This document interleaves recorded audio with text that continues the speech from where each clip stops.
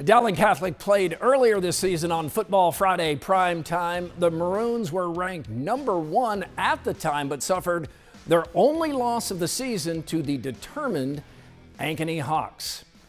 Dowling hasn't lost since, and the Maroons would like to keep it rolling into the postseason.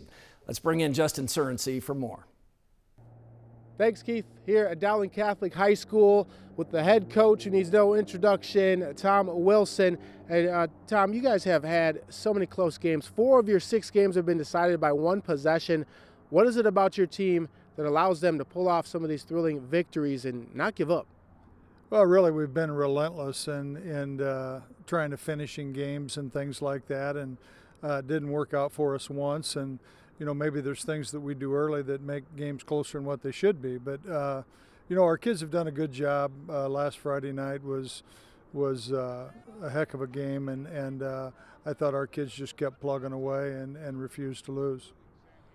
How do you feel the emotions of that victory will lead into this game against Urbandale? The last time you guys had an emotional victory against Valley, which was huge, a big win there, you did have a loss against a good team in Ankeny. Anything that you've told them to make sure that they're ready against Urbandale this Friday? Well, I think that's a concern, and it's something that we pointed out as well. As you mentioned, Ankeny's a good football team, and they outplayed us that night. And you know, we've got a great deal of respect for Urbandale. I think Coach Anderson always maximizes whatever team it is that he has, and we're going to have to play well. And they've got some good players and explosive players. So I'm hoping that we can come out and play very well, and we'll need to.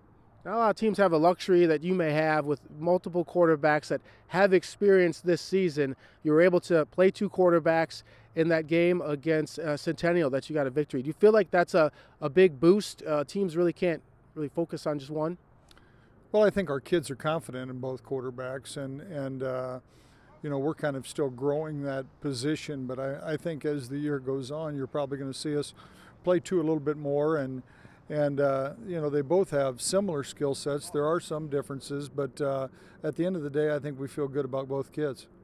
What do you like about Urbandale? What do you feel like they bring to the game day that maybe worries you or focus a little more?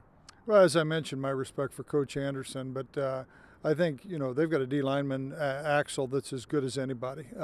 We didn't block him last year, so if we block him this year, it might be the first time. And I think they have some good players, young in some spots, but I think they know who they are, and I think they stick to their guns. And if you look at some of their losses, I mean, they played Bettendorf as well as anybody has. Iowa City West is another good football team on the eastern side of the state, who they played pretty well. So a little bit misleading. I think Urbandale's a little bit better than what people may give them credit for. Yeah, you have a team that many people considered young at the beginning of the season. I mean, now you're back and forth between the top ranked and 2nd or 3rd in the state. What impresses you so much about this team that feels like they're not going to listen to what other people are saying, despite the multiple years of not winning a state championship, where at Dowling maybe they grew up thinking that this happens every year? Yeah, I think that's a big challenge for us, and you've got to focus week to week. And I like our team. I like our kids. We've done a good job to this point, but it's more than we're at mid-season basically, or at least the last 3 games, and there's a long ways to go if you treat it the right way. If you don't treat it the right way, it can come to an abrupt end.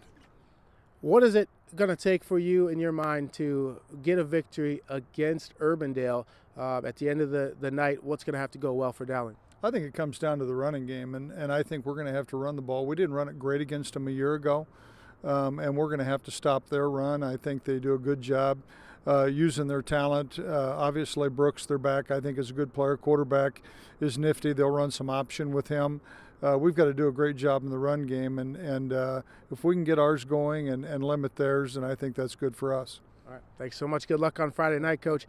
Keith, this is a Dowling team on defensive, had 9 takeaways this season. They had 4 in that triple overtime game against Centennial. Things are really clicking for that Maroon machine as we enter into a new week of Football Friday prime time. Dowling heading to Urbandale for a big matchup. Keith, back to you. Thank you, Justin. More from Justin later. When we return, a Jayhawk joins me in studio.